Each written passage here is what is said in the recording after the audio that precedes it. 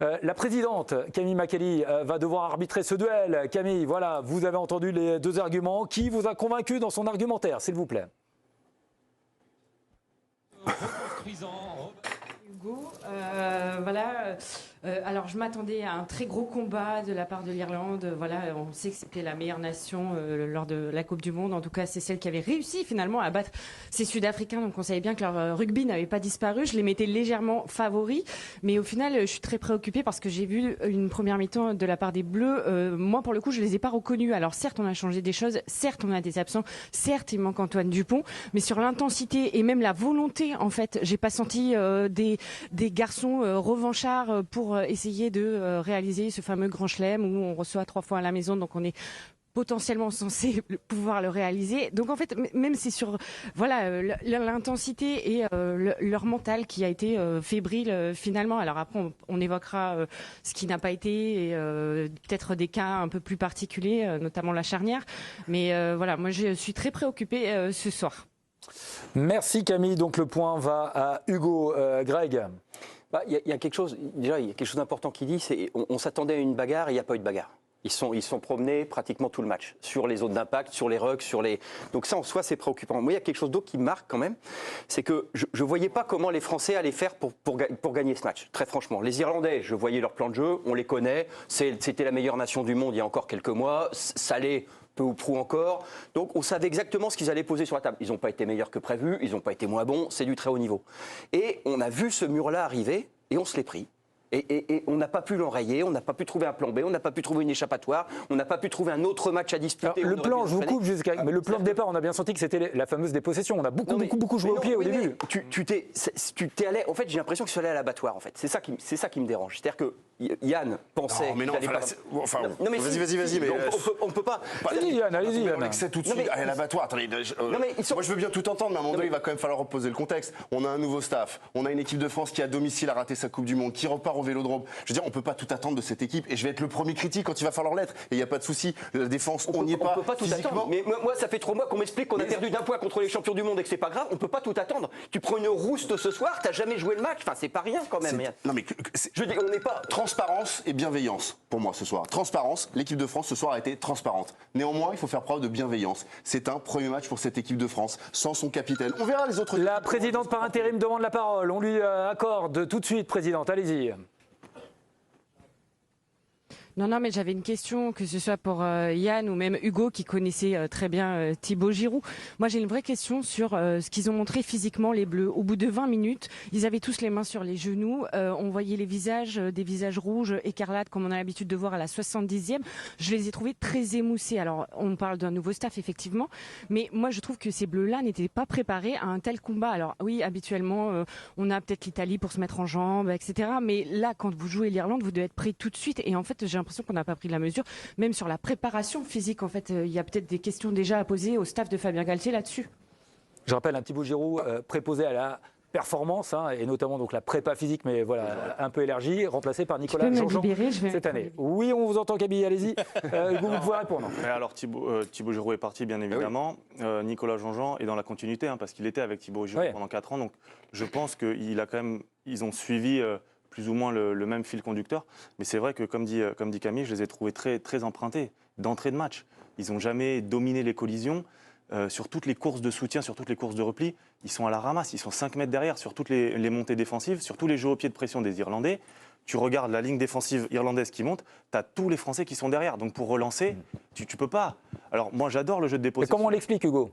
Pourquoi ils avaient plus de gaz encore il y a 1 an ou 2, on avait l'impression. Je sais pas, est-ce qu'ils sont cramés? Est-ce que les mecs sont revenus trop tôt pour jouer? Parce qu'il y a beaucoup de joueurs aussi qui ont voulu reprendre très vite en club. Finalement, il n'y a que Grégory Aldrit qui a eu l'intelligence, je pense, et on verra sur le long terme, mais de couper vraiment. Il est revenu qu'il y a 1 mois et demi. Tous les autres ont repris 15 jours après, 1 semaine après, il y en a qui ont repris immédiatement. Est-ce que ça pioche pas? Alors, est-ce qu'il pioche pas un peu maintenant? J'entends bien, mais est-ce que ça pioche? Ok, très bien. Mais moi, ce match-là, dès les premières minutes, si tu veux, tu sais ce qui va se passer. C'est-à-dire que c'est pas un match où tu mènes un combat, tu vois, un peu... Et Camille dit, on attendait des joueurs revanchards, on n'a pas eu les revanchards. Exactement, voilà. C'est-à-dire que tu te dis... Attention voilà. Mesdames, messieurs, l'arrivée présidentielle, s'il vous plaît. Rico. Messieurs, j'ai un autre métier. D'accord. Non, mais le retard, les amendes, c'est pour tout le monde ou Voilà, je commente, je ne peux pas faire autrement. Alors, on croyait que c'était la défaite de l'équipe de France qui vous avait abattu. Pas du tout. T'es sur TV5 Monde pour ça. Voilà. Bon. Vous vous installez, Oui, président. On est en train de parler. Dave, vous finissez. On a une déclate Galficou juste après. Allez-y. Pardon, qui d'abord? Non, allez-y, Non, Dave. mais juste, finissez. C'est-à-dire que moi, si on m'explique que physiquement, ils ont pioché, mais ça, je l'aurais accepté si, allez, tu fais le combat pendant 20 minutes, une demi-heure, une mi-temps, une heure, je ne sais pas quelle était la durée d'autonomie, je peux l'entendre. Moi, ce que j'ai vu, c'est que dès les premières secondes, physiquement, t'es battu. Techniquement, j'en parle même pas, parce que alors là, techniquement, il y avait un océan d'écart, et moi, là, ça c'est quand même assez hallucinant. À ce point, je veux dire, à ce point, tu es à domicile, etc. On sait que normalement, ça joue quand même pas mal en rugby. À aucun moment, allez, tu fais le match, tu es un petit peu au coude à coude, et moi, ça me pose problème. Dans ces proportions-là, ça me pose problème que tu perds contre l'Irlande. Oui, tu peux perdre contre l'Irlande, tu peux même un peu passer à côté. Dans ces proportions-là, si on me dit que c'est juste un accident... Non. Mais moi, j'y crois pas. Alors, la déclaration de Galficou, Jérémy, c'est laquelle? Il est d'accord avec vous, justement. Il dit « Je pense qu'ils nous ont surclassés dans tous les domaines. À 15, c'est compliqué. Et à 14, de plus en plus dur. On a été beaucoup trop approximatif. » J'ai une autre question, mais on va donner la parole au président. Mais est-ce qu'il y a eu 4 ans, 80% de victoires, ce que nous a rappelé Fabien Galtier, les stades qui se sont remplis, un engouement derrière cette équipe de France. Est-ce qu'on les a vus trop beaux, nos Bleus? Président, je me tourne vers vous. Ce soir, on tombe encore un petit peu d'un étage. Non, mais il faut séparer les choses. Mais on pensait que la France allait enclencher, je dirais, son mandat en recevant l'Irlande. On savait que ça allait être dur. Mais là, ça a été un naufrage. Ça a été une catastrophe. La conquête, la défense... elle était aussi transparente qu'un soutien-gorge d'une citriseuse au paradis latin. On plaquait pas un mec, rien, des fautes de main hallucinants, pas de gaz, un réservoir de Solex, battu dans tous les domaines, à part 3-4 mecs qui ont surnagé. À lunettes, j'allais dire Galtier, pour y voir plus clair, il faut qu'il change de lunettes. Hein, parce que là, on va en Écosse la semaine prochaine. Et comme on est là, là, je suis surpris, c'est un peu un champ de ruines. Les Écossais vont mettre autant d'intensité, oui. Les Écossais vont jouer tout autant. Mais non, mais du jeu. Conserver le ballon. Non, mais là, on est très mal parce que l'Écosse. Là, vous remettez tout en question, président. Non, voilà, quand je remets tout en question, on repart sur 4 ans. Donc, pour moi, la page est terminée. Ils ont 4 ans pour se refaire une santé. Mais là, aujourd'hui, la grippe aviaire est tombée sur nous. C'est un truc de fou. Non, mais on a explosé. Mais on a explosé. Il y a la préparation entre le Leinster qui avait 10 joueurs titulaires, 4 du Munster, 1 du Connacht avec un banc, et ils se préparent pour la Coupe d'Europe et ils sont sortis derrière Toulouse numéro 2 au niveau de la province. Ouais, bien sûr. Nous, des mecs sont rentrés, sortis, rentrés plus tard, blessés. Ça justifie pas que athlétiquement, physiquement, psychologiquement, on était complètement à la ramasse. Mais c'est normal. Non, mais ça, c'est ça tous les ans. Mais là où je rejoins Dave, l'ouverture du tournoi, il y a un an face à l'Italie, l'ouverture du tournoi, c'était la même. Non, mais là où je rejoins Dave quand même, c'est que à ce point-là, moi, je suis tombé de ma chaise. Hein. Mais oui. Non, mais parce que moi, je m'y attendais pas. Une fois que tu as le tu par terre, tu te relèves et puis tu fais des choses basiques. Mais là, si vous êtes en train de me dire qu'on les brûle tous un par un, attendez, là vous êtes en train d'employer des mots. C'est moi je dis pas On donne la parole à Hugo. Combien de matchs à haute intensité ont joué les Irlandais depuis la fin de la Coupe du Monde? Je vous rappelle que les joueurs du 15 de France, pour la plupart, une semaine après la fin de la Coupe du Monde, étaient sur les pelouses de top 14. On écoute Hugo. Tu as parlé d'Hugo Aldrid qui a eu l'intelligence de se retirer et de se mettre en réserve. Il a bien fait. Effectivement, il n'y avait pas à attendre ce soir de l'équipe de France une performance XXL. Sauf que si tu vous êtes trompé là-dessus. Pendant 4 ans, dans certains domaines précis, ils ont montré des garanties, qu'il pleuve, qu'il vente, qu'il neige. Le rideau défensif de Sean Edwards, la manière d'agresser les rucks, la manière de chasser les ballons. Ça fait 4 ans que ça, ils avaient, à mon sens, une ossature qui était beaucoup plus convaincante que ce qu'ils ont proposé ce soir. Quand tu n'y es pas dans le combat, Hugo, sur le terrain, qui est-ce qui est censé te relever? Qui doit ranimer la flamme du combat? Justement, les avants, les leaders. Ce soir, il en manque. Il y en a un qui est absent et il y en a d'autres qui s'échappent. On est d'accord là-dessus? Allez-y, Greg. Il y a quelque chose que j'ai entendu de la part de Yann, je ne suis pas d'accord avec ça. Il dit c'est un nouveau cycle, c'est une nouvelle équipe. C'est pas une nouvelle équipe. C'est la même équipe, moins Dupont. C'est pas une nouvelle équipe. Ils sont tous là les mêmes. Non, c'est pas la nouvelle. C'est-à-dire que c'est les mêmes mecs qui étaient effectivement stables, avec un niveau de performance stable. Alors pas la deuxième ligne, voilà, il y a des. Oui, parce qu'il y avait des blessés. Sur 23 joueurs, tu t'en avais quand même. Donc c'est la même équipe. Et c'est ça que j'ai du mal à m'expliquer. C'est-à-dire que tu as perdu cette stabilité-là quand même. Mais pourquoi les joueurs de staff alors si c'est la même équipe? Ah non, mais peut-être. Moi je te dis, on va leur laisser un petit peu de temps ces gens-là quand même. Mais bien évidemment. Est-ce que je reviens sur la fin de la première période? Où les Français ont pris un carton rouge, mais réagissent. Il se passe quelque chose. Est-ce qu'au final, s'il n'y avait pas eu ce carton rouge, il n'y aurait pas eu une autre prestation en deuxième période? Non, je pose la question. Mais t'es balayé, Willen, c'est terrible pour lui, parce qu'à mon avis, il va peut-être pas revenir. D'abord, il va être suspendu. Non, mais d'abord, il va être suspendu. Et puis, comme il y a Méafou et Flamand, qui sont de toute façon les titulaires, qui vont revenir, lui, il risque de s'éloigner et c'est triste. Non, mais moi, je suis pas là pour les brûler. Les joueurs, on va les garder. Mais moi, sincèrement, il a quand même dit, il y avait des joueurs qui ont participé à la Coupe du Monde. T'en as 17. Hein. Mais cabossés, scalpés, dévorés à Marseille à ce point-là. On parle du traumatisme Coupe du Monde dans un instant, mais je voudrais qu'on accueille Mister Charlie Magne. Olivier Magne est là, regardez, avec nous en direct. Merci Olivier. Olivier, le match important, c'est pas celui-là, c'est le match de demain. On a l'équipe de France, championne du monde, U20, demain sur la chaîne équipe face à l'Irlande pour une bonne revanche. Voilà, demain il y a la revanche. Donc, là, demain, oui. Ah là, ça sera pas la même demain, monsieur. Ça sera pas la même. Nous qu'on vise. Olivier, merci d'être avec nous. Bon, alors vous voyez ici, il y a différents discours. On était parti sur une défaite très préoccupante ou pas. Vous êtes dans quel état, Olivier Magne, ce soir? Très préoccupé? Oui, préoccupé, ennuyé un petit peu par ce que nous a proposé l'équipe de France ce soir. Et c'est vrai que on reste sur notre faim. On pensait pouvoir, je dirais, quand je dis on, c'est évidemment l'équipe de France, évacuer l'amertume qu'on avait dans la bouche suite à la non-qualification en demi-finale et puis aller chercher la Coupe du Monde à l'automne dernier. Et au contraire de ça, bon, là, on reste sur notre faim. On n'a pas vu une équipe de France flamboyante, revancharde, et c'est vrai qu'on est tous quand même très très déçus de cette performance qui ne permet pas finalement d'évacuer la frustration de la Coupe du Monde.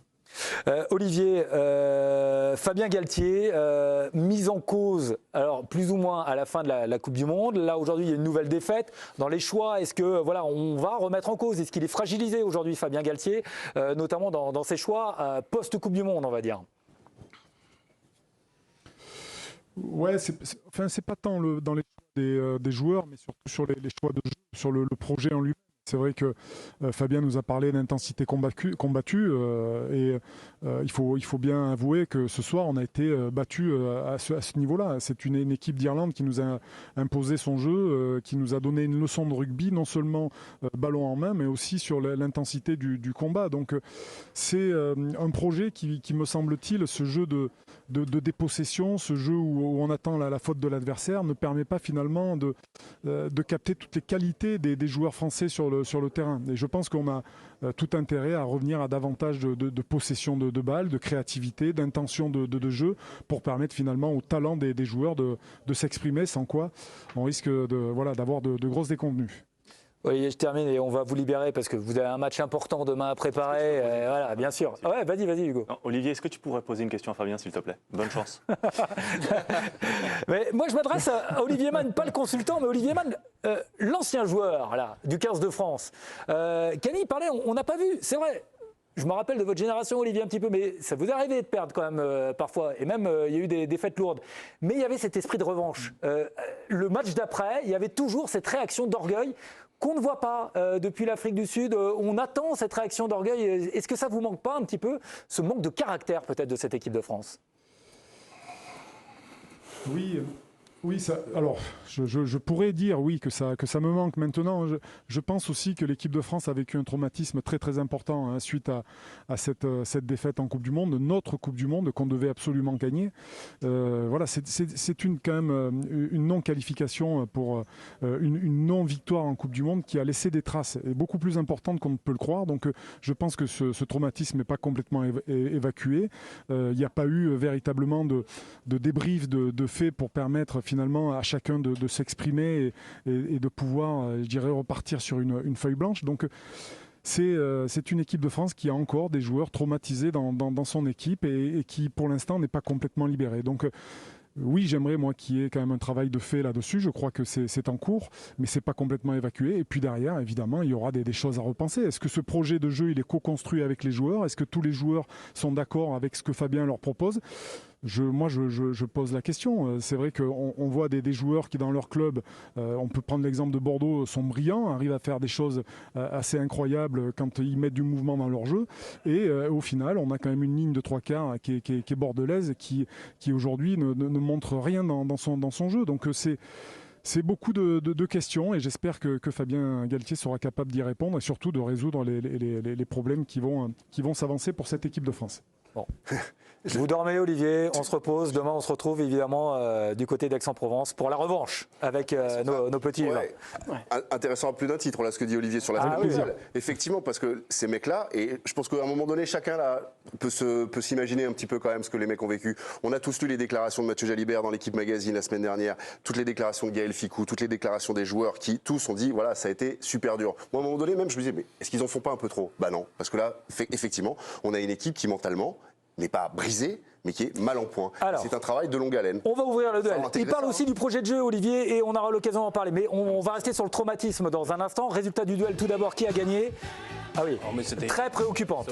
Voilà. Là, les gens sont très préoccupés. On est champion du monde il y a 3 mois et aujourd'hui, elle est très préoccupante. Je ne comprends pas. Je ne comprends pas cette logique-là. Je ne sais pas où est-ce qu'on a été champion du monde. Où est-ce qu'il y a la cohérence? Merci.